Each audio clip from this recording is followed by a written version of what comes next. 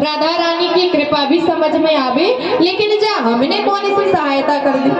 हम तो चुपचाप खड़े हैं, लाठियां अड़ाई वो भी टूट गई, तो कौन सी सहायता कर दी हमने? प्रभु कहने लगे, मैं जब पर्वत उठाकर खड़ा हूँ तो आप सब मुझको एकटक निहार रहे, और एकटक निहारने के कारण जो आपके भीतर का बल है वो आपके नेत्रों से होके मेरे नेत्रों से मेरे शरीर में जा रहा है, मुझे ताकत मिल रही और मैं पर्वत उठा रहा हूँ। ब्रजवासी बोले, सोई तो हम सोचे कि दुबरे काय हो रहे हैं, सारो बल तो तू ही ले जा रही है। पर्वत उठाए 7 दिन हो गए। अच्छा, एक प्रश्न आता है कि वृंदावन में तो बहुत से पर्वत थे, तो प्रभु ने गोवर्धन पर्वत को उठाने के लिए क्यों कहा?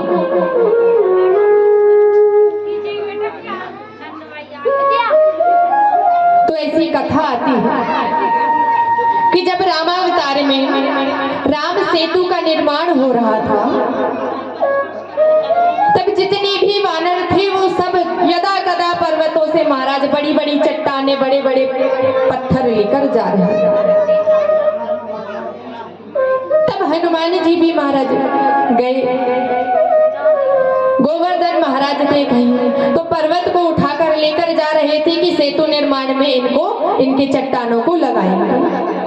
लेकर जा रहे थे कि बीच मार्ग में जब वृंदावन में पहुंचे तब सूचना आई कि भैया सेतु का निर्माण हो गया है, जो जहां कहीं भी हो आ जाओ। जैसे ही सुने तो हनुमान जी ने पर्वत को वहीं रखकर और जाने लगा। गोवर्धन पर्वत कहते हैं, ये क्या करते हो हनुमान जी? पहले तो हमें हमारे स्थान से ले आए और जिस कार्य के लिए ले जा रहे थे वहां भी ना ले गए, बीच में छोड़ रहे। हमें तो धोबी का कुत्ता बना दिया, ना घर का ना घाट का। ये तो कोई उचित बात नहीं हुई। हनुमान जी कहते हैं, क्या करें? प्रभु के पास संकेत भिजाया कि प्रभु गोवर्धन महाराज ऐसे ऐसे कहें। तब प्रभु कहते हैं, देखो भैया सेतु निर्माण तो हो गया, अब तो इनका कोई कार्य नहीं है, लेकिन अब जब मैं अवतार लूंगा, जब मैं कृष्णावतार लूंगा, तब इनको अपने नख पर धारण करके इनकी महिमा का सारे संसार में बखान करूंगा।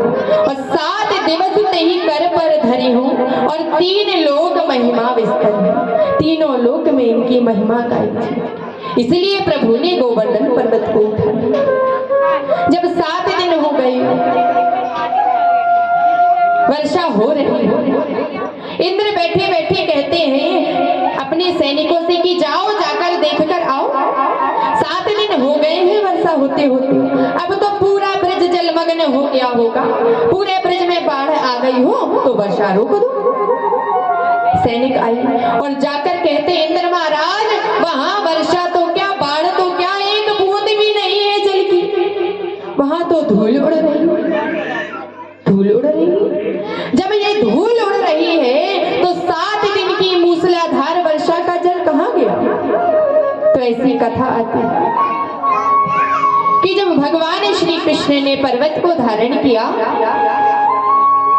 तब शेषनाग जी आके पर्वत के चारों ओर घेरा बना लिया, तो बाहर का जल भीतर ना आ सके। पर्वत के एक ओर बैठकर सुदर्शन चक्र जल सुखाते हैं और दूसरे ओर अगस्त्य मुनि बैठकर जल का पान करते हैं। राजा परीक्षित प्रश्न करते हैं, बाबा ये अगस्त्य मुनि जल का पानी क्यों कर रहे हैं?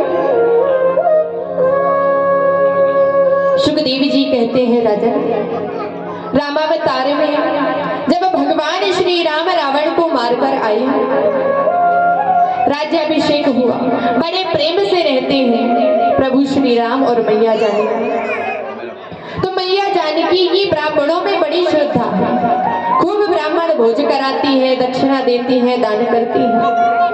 एक दिन की बात, प्रभु के साथ बैठी थी, कहती है, प्रभु मैं इतने ब्राह्मणों को भोजन कराती हूँ, लेकिन मेरे मन को संतुष्टि नहीं मिलती।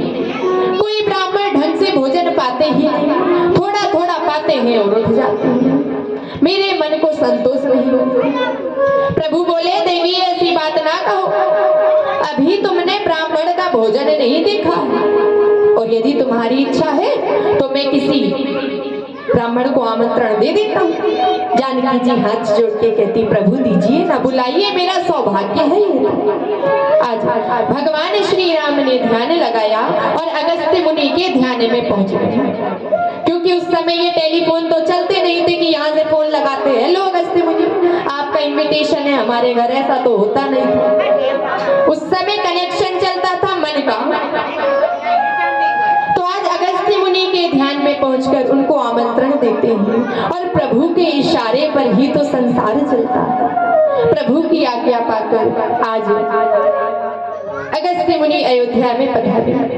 प्रभु श्री राम मैया जानकी चरणों में प्रणाम करते हैं, पूजन वंदन करके बैठे थे कि आज मैया जानकी बोल पड़ी बाबा जी अब आए हो तो भोजन करके जाना। अगस्त्य मुनि बोले मैया भूख भूख तो नहीं है, इच्छा नहीं है भोजन की। मैया बोली बाबा जी आप आए हो ऐसे जाओगे शोभा नहीं देता, थोड़ा बहुत तो पा लेना। अगस्त्य मुनि बोले मैया वैसे तो भूख नहीं है, अब तुम इतना आग्रह करती हो तो थोड़ा बहुत पा ले। मैया बड़ी प्रसन्न हुई, दौड़ी दौड़ी रसोई में गई महाराज, सारी तैयारियां करी, रसोई घर के बाहर आसन डाले दिया, सोने की थाल में चांदी की 50 कटोरियां रखी, 56 भोग रखकर कहती अगस्त्य मुनि बैठिए और भोग लगाइए। अगस्त्य मुनि बैठे, प्रभु को प्रणाम करके भोजन करना प्रारंभ करते हैं।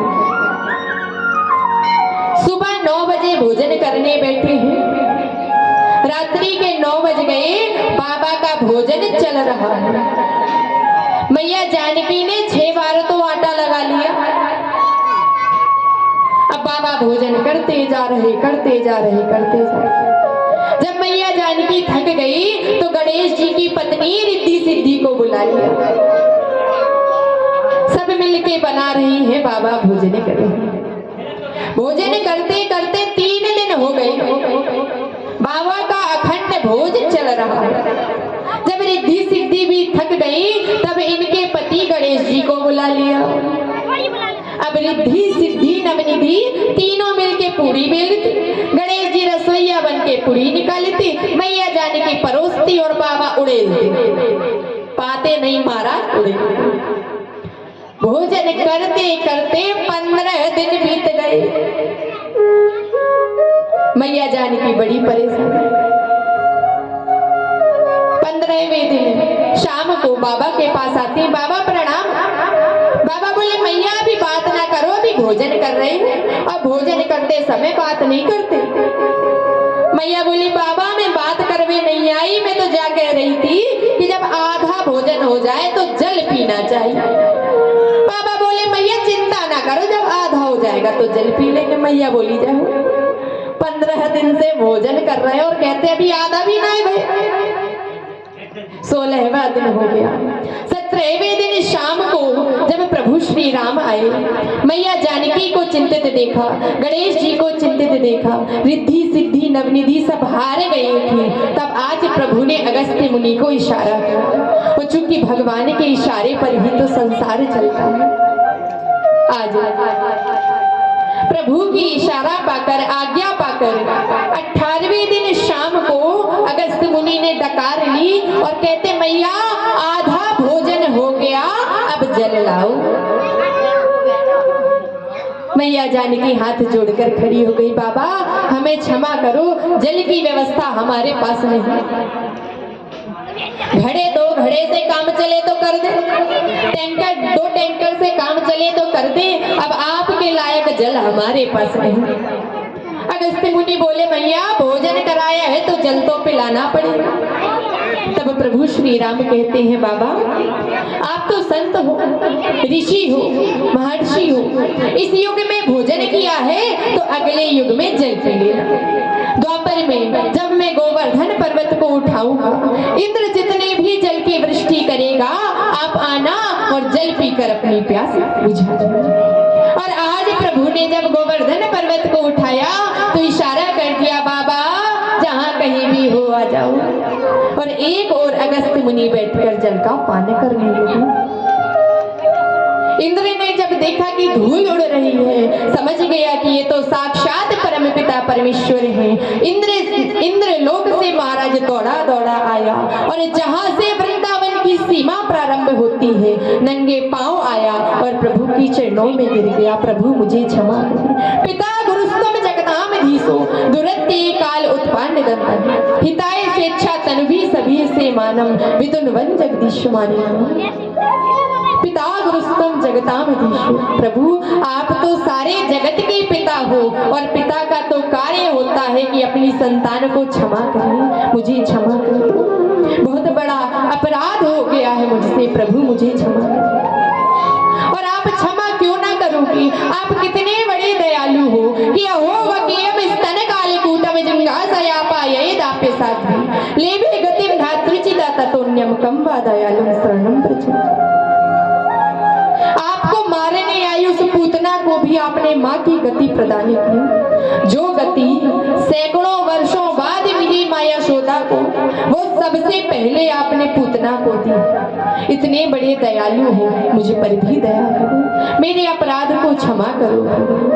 आज इंद्रदेव ने 10 श्लोकों की स्तुति गाई, प्रभु ने उन्हें क्षमा कर दिया, वृष्टि रुकी, पर्वत स्थापित हुआ, सारे ब्रजवासी अपने अपने घर को गए। यहाँ एक प्रश्न आता है, कल आपने कथा श्रवण की थी कि ब्रह्मा जी ने ग्वाल बालों की चोरी की थी, सुना था? किसने किसने सुना था? बस बाकी ने नहीं सुना था। कल आपने कथा श्रवण की कि ब्रह्मा जी ने ग्वाल बालों की चोरी कर दी, अपराध किया। जब क्षमा मांगने गए तो 40 श्लोकों की स्तुति गाए, फिर भी प्रभु ने इन्हें क्षमा नहीं किया, चुपचाप आ गए। और इंद्र ने जब अपराध किया, सारे ब्रिज को जलमग्न ध्वस्त करने का षड्यंत्र रचा। जब क्षमा मांगी तो केवल 10 श्लोकों की स्तुति गाई और प्रभु ने क्षमा कर दिया। ऐसा क्यों? जबकि ब्रह्मा का स्थान तो इंद्र के स्थान से भी अधिक ऊंचा। सुखदेव जी कहते हैं, राजन, ब्रह्मा ने जो अपराध किया, ब्रह्मा के अपराध के कारण भगवान के भक्त उनसे 1 बरस के लिए दूर चले गए। और इंद्र ने जो अपराध किया, इंद्र के अपराध के कारण प्रभु के 84 कोस के दूर दूर के भक्त 7 दिन के लिए उनके पास आ गए। ब्रह्मा के अपराध के कारण भक्त दूर चले गए थे, इसलिए उन्हें क्षमा नहीं किया। और इंद्र ने जो अपराध किया, उस अपराध में भक्त निकट आ गए थे। तो आज इंद्र को क्षमा करें। जब प्रभु पर्वत उठाए थे महाराज, ब्रिज में एक नई बहू आई थी और जब से लाला का जन्म हुआ तो नियम हो गया कि ब्रज में कहीं भी कोई नई बहू आएगी तो सबसे पहले बा को दर्शन हमारे लाला करते थे। एक माधवी नाम की बहू आई तो प्रभु गए दर्शन करने की, देख के तो आए कैसो मोह होता है ना, नई बहू रहती है तो बड़ा वो रहता। सो प्रभु आए, कहने लगे, गोपी जरा ये घूंघट तो हटा, तेरा मुंह तो देखूं कैसो लगे। तो उस गोपी की माँ ने उसे बताया था विवाह से पूर्व की, बेटी तेरा विवाह वृंदावन में हो रहा है और वृंदावन में एक कृष्ण नाम का बड़ा ही बेकार छोरा है, सारी गोपियों को वो परेशान करता है, तो तू कभी उससे नजरें ना मिलाना, कभी उसकी तरफ देखना नहीं। अब उसको याद आ गया। प्रभु कहते हैं घूंघट उठाओ, लेकिन माधवी घूंघट नहीं उठाती, घूंघट डालकर रखी और अपने घूंघट को खींचकर लंबा कर लिया। प्रभु ने बड़ा आग्रह किया, फिर भी नहीं माना। प्रभु को क्रोध आ गया, कहते हैं कि अच्छा तू अपना मुंह न दिखाएगी, ठीक है, तेरी यही इच्छा है तो जा, तेरा मुंह हम जीवन भर ना देखें। क्या सोचती है, तेरे मुंह देखे बिना हमारा काम न चलेगा क्या? अब हम तेरा मुंह ही नहीं देखेंगे।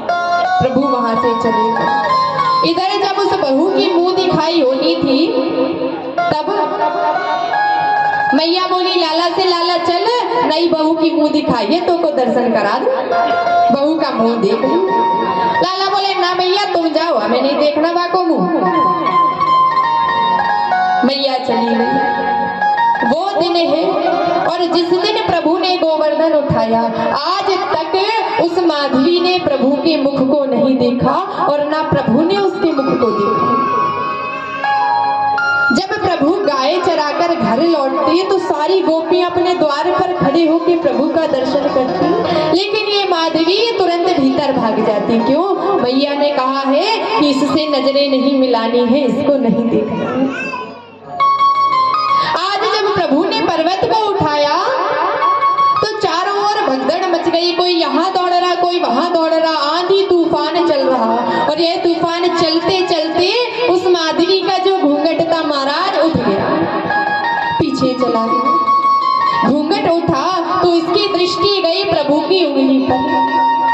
देखती है ये इतना सुंदर हाथ किसका है। हाथ से नजर आगे गई महाराज कंधे पे, ये घुंघराले घुंघराले बाल किसके हैं। तब महाराज नजर गई होठे में, ये सुंदर से होठ किसके। थोड़ा ऊपर गई तो नेत्र, और जो आज माधवी ने प्रभु को देखा है तो बस देखती रह गई, देखती रह गई, देखती रह गई। आंखें खुली है, पलक झपकना बंद, श्वास चलना बंद, बस प्रभु को निहार रही। बगल से गोपी आई, अरे क्या करती है, घूंघट डाल, सारे ब्रज के लोग हैं। माधवी कहती है ये सुंदर सा व्यक्ति कौन है, ये इतना सुंदर। गोपियां कहती अरे ये वही है जिसका चेहरा तू आज तक नहीं देखना चाहती, यही तो है कृष्ण, यही तो है कन्हैया।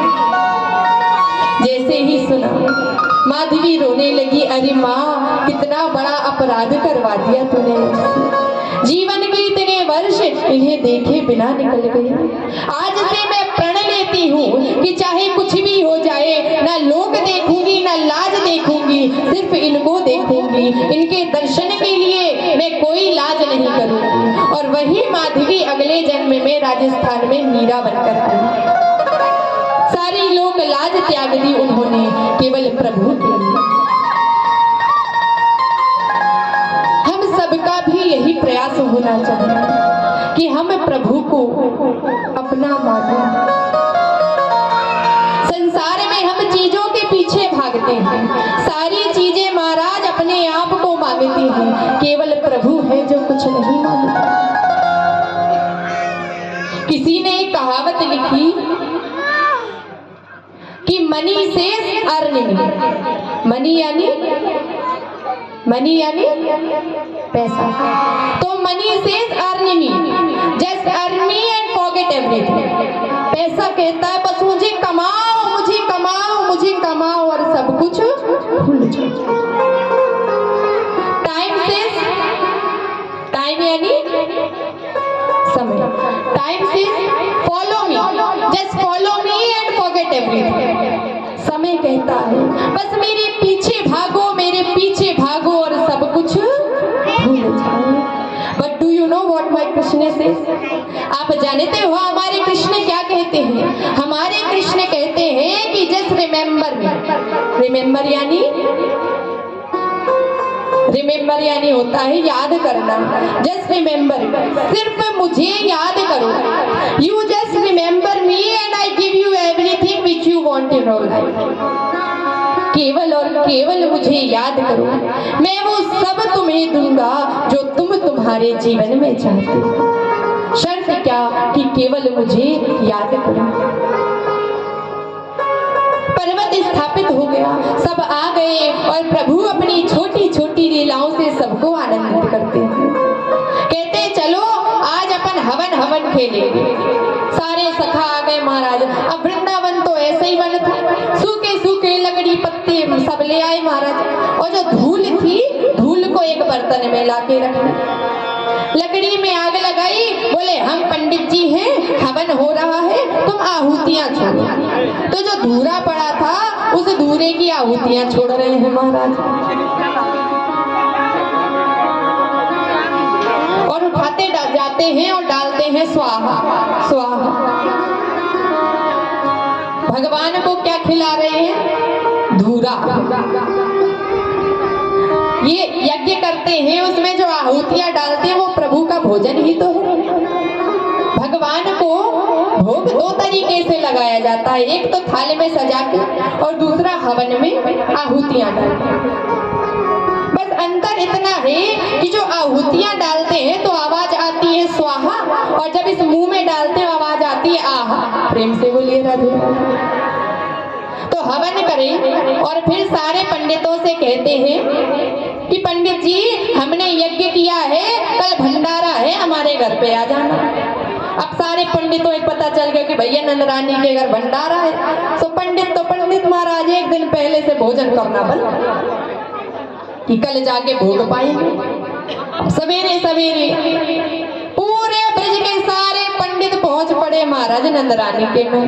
द्वार खटखटाया। अब नंद रानी ने जो द्वार खोला, देखी इतने सारे ब्राह्मण थे।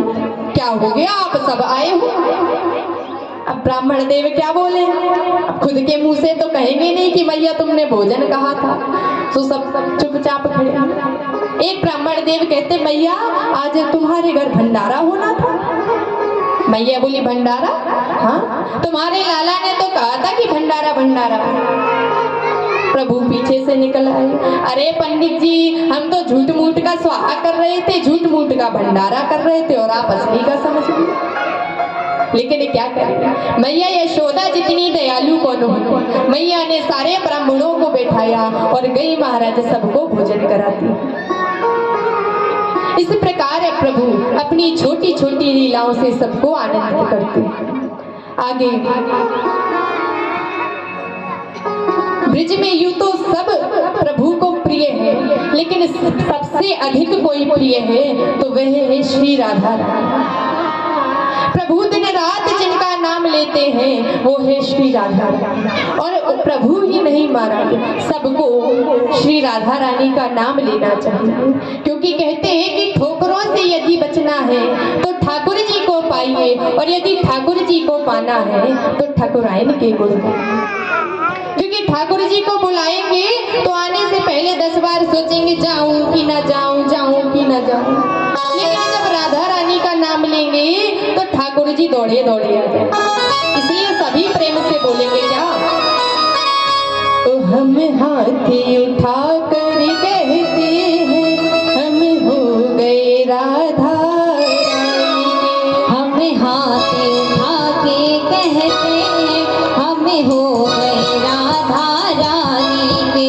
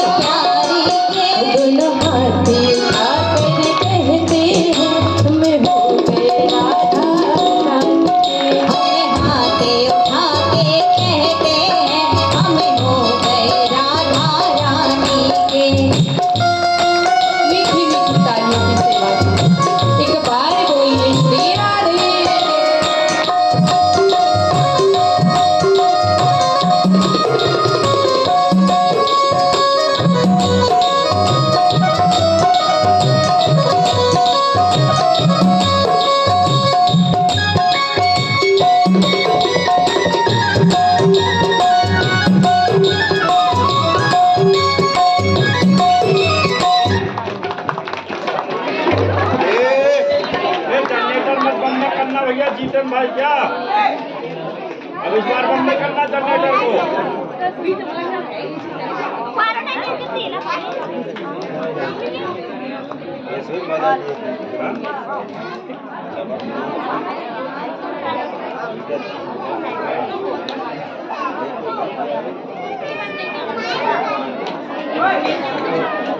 राजन भाई अब हमने करना चलेगा चलना देखना करना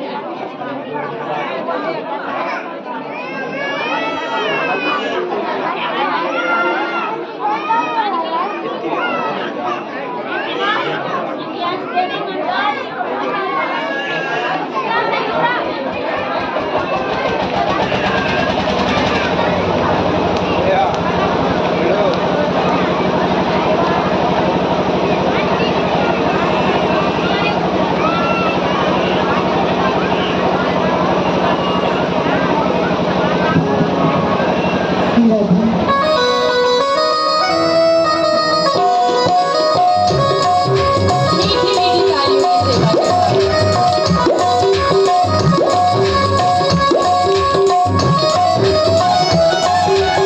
बाय बोलिए राधा रानी सरकार की।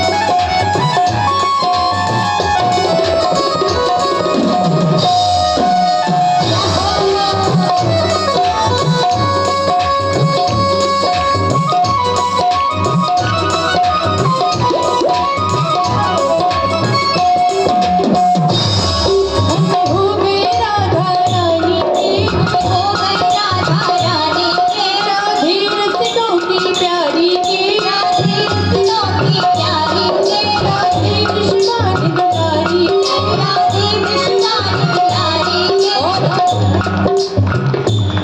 वो दोनों हाथ उठा उठाए तो है नहीं महाराज राधे पीछे दोनों हाथ उठा कर कहते हैं हम अपने हाथ उठा के कहते हैं हम हो गए राधा रानी के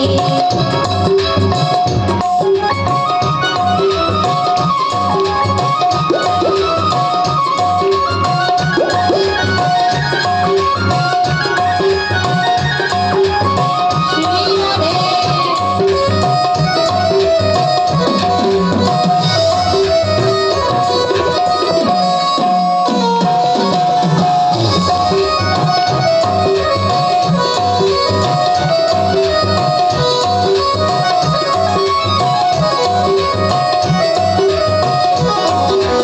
राधा जी की इस प्यारी की, राधा जी की प्यारी के राधा जो महारानी की, राधा जो महारानी के हम सबकी राधा रानी की। हम सबकी राधा रानी के किसकी है राधा रानी बताइए जब हमारी तो है बस बाकियों की नहीं है एकदम राधा रानी में नहीं है क्या पीछे वाले राधा रानी के नहीं है ना और आप लोग नहीं है पुजारी जी नहीं है ना तो दोनों हाथ उठा के हम नाच नाच कर कहते हैं हम हो गए राधा रानी। हम नाच नाच के कहते हैं हम हो गए राधा रानी के श्री राधे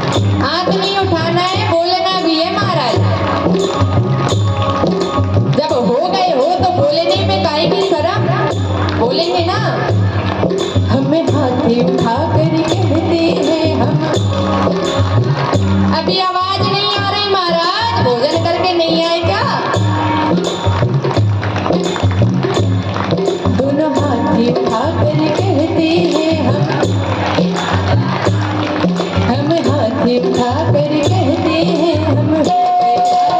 हमें हाथ उठा के कहते हैं हमें हो गए राधा रानी। हमें हाथ उठा के कहते हैं हमें हो गए राधा रानी। हमें हाथ उठा के कहते हैं हमें हो गए राधा रानी। हमें हो गए राधा रानी।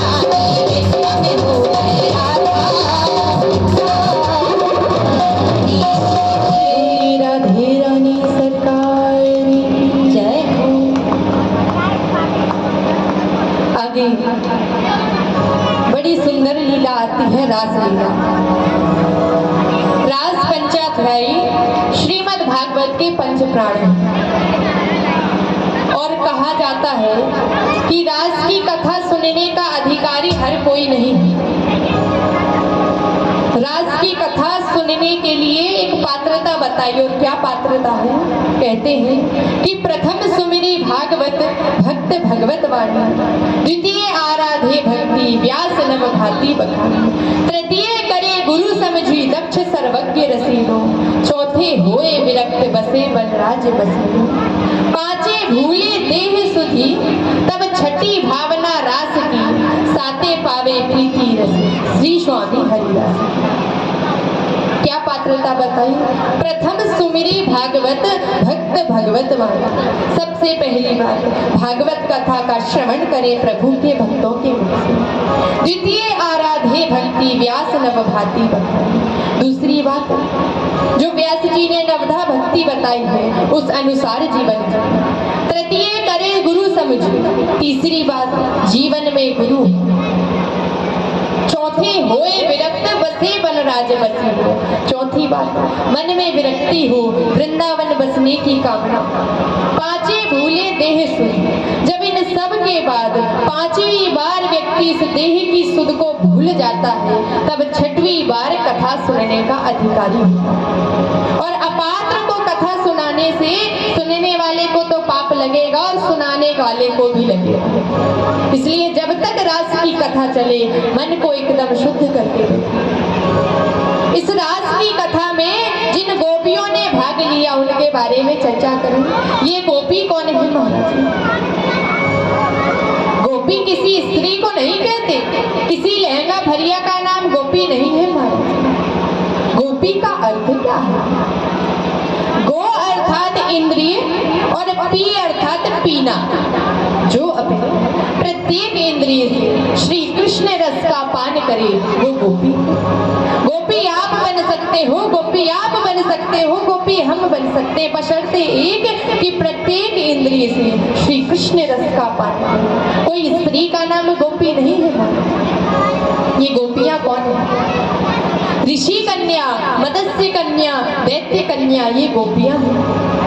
कथा आती है कि जब मैया जानकी के साथ प्रभु श्री राम वन में विचरण करते तो जो ऋषि मुनि उन्हें देखते उनके मन में भाव आता।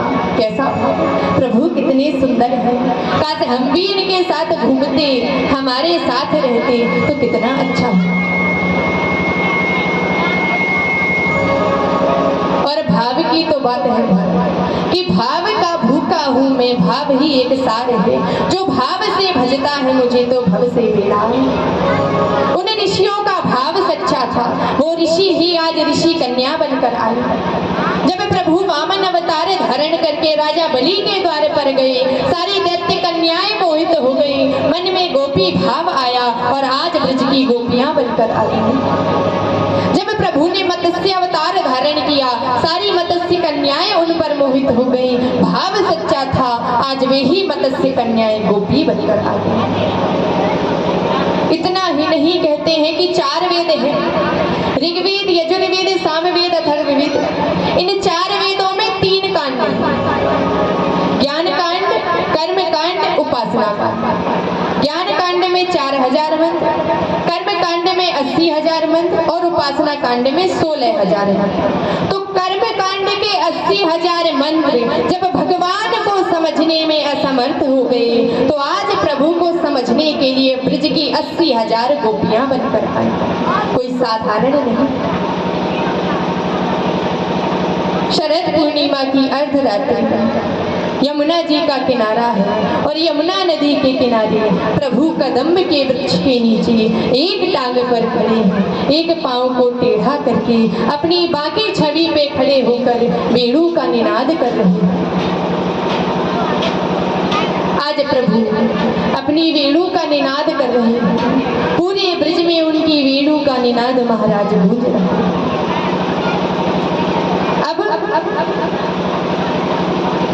वेणु है एक, वेणु बजाने वाला है एक और सुनने वाले अन्य, लेकिन सबको लगे कि कन्हैया अपनी बांसुरी से उनका नाम पुकार रहे हैं। ललिता को आवाज आती है बांसुरी की धुन में कि ललिता जहाँ कहीं भी हो जल्दी से आ जाओ। विशाखा के कानों में आवाज गई, विशाखा जल्दी आओ।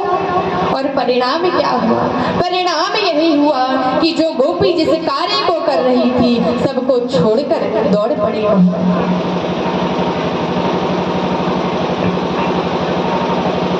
आज एक गोपी अपना श्रृंगार कर रही थी, आंखों में काजल लगा रही थी। जैसे ही वेणु की आवाज को सुनी उस काजल को पूरे मुंह में पोतली महाराज और दौड़ पड़ी। किसी ने कहा अरे ये मुंह काला करके क्यों जा रही हो?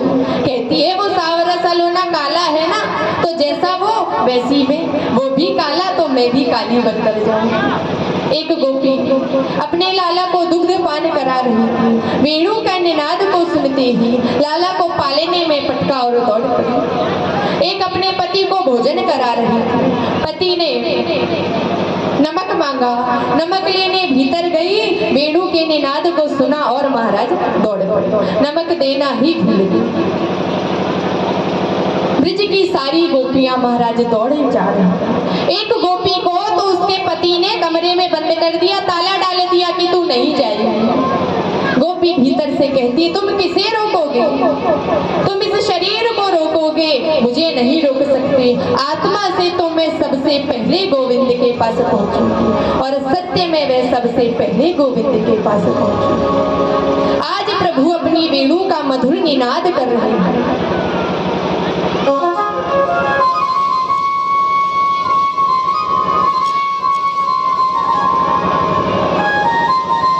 निनाद करके जब प्रभु पीछे घूमते हैं तो क्या देखते हैं कि चारों ओर से हजारों गोपियां आ रही। गोपियां निकट आई, प्रभु हाथ जोड़कर कहते हैं स्वागतम वो महाभागा। गोपियां तो और प्रसन्न हो गई, अरे देखो कन्हैया कितने प्यारे। पहले तो मुरली से हमारा नाम पुकार के हमें बुलाते हैं, अब हम आ गए तो हमारा स्वागत करते, स्वागतम वो महाभागा। लेकिन फिर क्या कहा? प्रिया किम करवाणी हो? देवी आई हो तो भैया स्वागत है, लेकिन प्रियम किम करवाणी हो? आने का कारण तो बताओ, क्यों आई हो? सारी गोपियों ने जैसे ही सुना कि क्यों आई हो, अब क्या जवाब दे, सबके नेत्र झुके हैं, चुपचाप खड़ी है निःशब्द। मन में विचार करती हैं अरे लाला तुम्हारे लिए तो सब कुछ छोड़ आए हैं और तुम पूछते हो कि क्यों आए? प्रभु कहने लगे अच्छा रजन्येशा घोर रूपा घोर सत्व निषेविता, इसे घनघोर रात्रि में वन कैसा दिखता है ये देखना चाहती हूँ, ये देखने आई हूँ। तो देख लिया ना वन कैसा है, अब एक काम करो, देख लिया अब अपने घर को जाओ। रात्रि का समय है, स्त्रियों को रात्रि में बाहर नहीं निकलना चाहिए, अपने घर में जाओ, अपने पतियों के पास जाओ।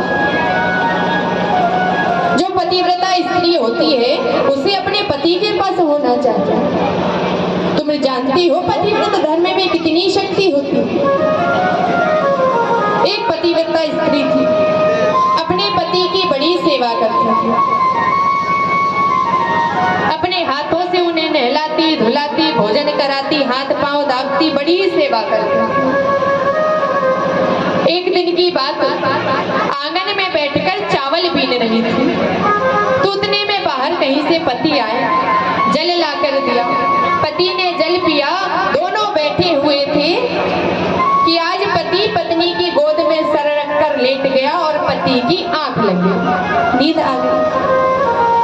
उस स्त्री का एक 18 महीने का छोटा सा बालक घुटमन चलता था। इधर वो बालक आंगन में घुटमन चलते चलते अग्नि कुंड के पास जा पहुंचा। अब पत्नी विचार करती है मन में कि जाकर लाला को उठा लूं, नहीं तो अग्नि में गिर जाएगा, जल जाएगा। लेकिन कैसे उठूं, गोद में पति सो रहे हैं, पति को उठाऊंगी तो पतिव्रत धर्म नष्ट हो जाएगा। इतना विचार कर रही थी कि आज वह बालक उस अग्नि कुंड में गिर गया। बालक अग्नि में गिरा और स्त्री ने अपने नेत्र बंद कर दिए। आधे घंटे बाद जब पति की नींद खुली, पति ने सर हटाया, दौड़ी दौड़ी गई और जाकर क्या देखती है कि वह बालक उस अग्नि में किलोर कर रहा है, खेल रहा है। तो देवी पतिव्रत धर्म में तो वह शक्ति है कि अग्नि को भी जल के समान शीतल कर दे, और एक तुम हो जो अपने पतियों को छोड़कर मेरे पास आ गई। आज सारी गोपियां नेत्र झुकाए टेढ़ी नजर से कन्हैया को देखती और कहती, लाला ये जो तुम हमारे साथ कर रहे हो ना, बहुत गलत कर रहे हो। और ये जो पतिव्रत धर्म की कहानियां सुनाते हो ना, ऐसी 2-4 कहानी तो हमें भी आवे। प्रभु बोले तो सुनाओ। गोपियां कहती, सुनो। एक पतिव्रत स्त्री थी, पति की बड़ी सेवा करती थी, उन्हें नहलाती धुलाती, भोजन कराती, हाथ पांव दावती, पूरी सेवा करती। एक दिन पति ने कहा कि देवी हम धन कमाने के लिए जा रहे हैं दूसरे, तो रोने लगी, आप चली जाओगी तो किसकी सेवा करूंगी। तो पति ने एक मिट्टी की मूर्ति लाकर पत्नी को दे दी। देवी जब मैं चला जाऊं तो इस मूर्ति को मेरा स्वरूप मानकर तुम इसकी ही सेवा करना। पति घर के बाहर गए, पत्नी ने मुख्य द्वार बंद किया, अब उस मिट्टी के पति की सेवा में लग गई। 1.5 बरस हो गए सेवा करते करते। 1.5 बरस बाद आज जब मिट्टी के पति की सेवा कर रही थी तो द्वार पर असली पति आकर द्वार खटखटा रहे। अब कन्हैया तुम बताओ उसे क्या करना चाहिए। यदि मिट्टी के पति की सेवा छोड़कर जाएगी तो पतिव्रत धर्म नष्ट होगा, और द्वार पर असली पति खड़े हैं, जाकर द्वार नहीं खोलेगी तब भी पतिव्रत धर्म नष्ट होगा। तो तुम बताओ उसे क्या करना चाहिए। प्रभु फट से बोले दिया, अरे जब असली पति आ गया तो नकली पति का क्या काम, उसे तो जाकर द्वार खोलना चाहिए। गोपियां बोली, सोई तो हम भी कर रहे हैं लाला। जब इस आत्मा का पति वह परमात्मा आ गया तो हम भी उन मिट्टी के पतियों को छोड़कर आ गए। मीराबाई ने भी यही कहा कि ऐसे वर को क्या वरूं जो जन्मे और मर जाए, वर वरिये गोपाल को जैसे चिड़लो अमर हो जाए, जैसे चिड़लो अमर हो जाए। आज प्रभु की परीक्षा में सफल हो गई गोपियां। आज प्रभु रास के लिए प्रारंभ हो तैयार हो गए, और दोई गोपी बिच बिच माधव, 2 गोपियों के बीच एक प्रभु प्रकट हो गए और रास की लीला प्रारंभ हो गई। इधर रास चल रहा था कि रास के बीच में आज गोपियों को हो गया अभिमान, और जहां अभिमान होता है वहां भगवान नहीं होते। गोपियों को अभिमान हो गया, अरे हम कितनी सुंदर हैं, प्रभु हमारे साथ रास कर रहे हैं। और राधा रानी को हो गया मान। अभिमान होता है शरीर का और मान होता है आत्मा। राधा रानी को मान है, प्रभु कितने अच्छे हैं, गोपियों में और मुझ में कोई अंतर नहीं समझते, सबके साथ रास कर रहे हैं। तो आज गोपियों के अभिमान को दूर करने के लिए बीच रास से ही प्रभु राधा रानी को लेकर अंतर ध्यान होते हैं। जैसे ही प्रभु गायब, सारी गोपियां विहल हो गई, ढूंढने लगी कन्हैया कहाँ है, कन्हैया कहाँ है। इधर प्रभु तो दूर पहुंच गए राधा रानी को लेकर। कई लोग कहते हैं कि राधा रानी को अभिमान हो गया, राधा रानी को अभिमान नहीं हुआ। राधा रानी विचार करती है कि प्रभु ने गोपियों को छोड़ दिया है। प्रभु एक पल को राधा रानी को छोड़ सकते हैं लेकिन गोपियों को नहीं। यदि प्रभु का संग सदैव के लिए चाहिए तो गोपियों का संग पाना पड़ेगा। आज गोपियों के संग के लिए राधा रानी नाटक करती है अभिमान। कहती, अरे कन्हैया कितनी दूर लेकर जा रहे हो, हमारे तो पैर ही दुखने लगे। प्रभु कहते हैं अच्छा पैर दुख रहे हैं तो एक काम करो मेरे कंधे पर बैठ जाओ। आज प्रभु झुकते हैं। राधा रानी जैसे ही कंधे पर बैठने को हुई प्रभु वहां से भी अंतर दिया गया। अब सारी गोपियां ढूंढती ढूंढती राधा रानी के पास पहुंची। सब रोते रोते ढूंढ रही। ब्रजरज से पूछती है ब्रजरज तुमने कन्हैया को देखा है? वृंदा से पूछती है वृंदा कन्हैया तो तुम्हें बहुत प्रेम करते हैं, तुमने तो देखा होगा, कहीं छिप गए हैं वो? वृंदा कहती है प्रभु कैसे छिप सकते हैं, वो कभी छिप नहीं सकते। क्यों? क्योंकि हरि व्यापक सर्वत्र समान, वे तो सर्वत्र हैं, तो उन्हें हमें देख क्यों नहीं पा रहे? उन्हें देख सकते हैं कैसे? प्रेम ते प्रकट हो ही में जाना, केवल प्रेम से उन्हें देखा जा सकता। जब सारी गोपियां यमुना किनारे पहुंच गई, बैठ गई और आज प्रभु को बुलाने के लिए एक गीत गाती हैं जिसे गोपी गीत कहा गया। 19 श्लोकों का गोपी गीत है और कहते हैं कि जो नित्य प्रति गोपी गीत का पाठ करते हैं उसे प्रभु के दर्शन अवश्य मिलते हैं। आइए गोपी गीत की कुछ पंक्तियों का श्रवण पान करें। जयति तेधिकं जन्मना व्रजा श्रयति इंदिरा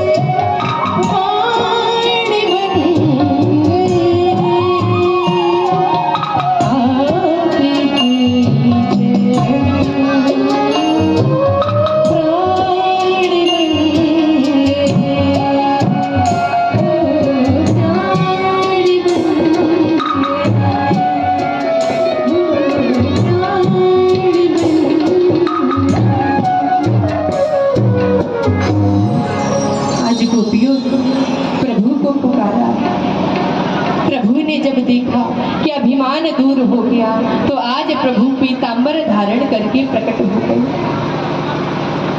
देखिए भागवत में लिखा हुआ एक एक शब्द का अर्थ है महाराज। प्रभु पीतांबर धारण करके आए, क्यों? क्योंकि गोपियां जो है वो रो रही है प्रभु की याद में, उनके अश्रु पोंछना है, तो आज पीतांबर धारण करके आए। प्रभु जैसे ही आए सारी गोपियां ऐसे खड़ी हो गई मानो मुर्दे में जान आ गई हो। आज प्रभु रास के लिए तैयार हो गए, सब रासलीला के लिए खड़े हो गए। दोई दोई गोपी बिच बिच माधव, दो दो गोपियों के बीच एक प्रकट होगी।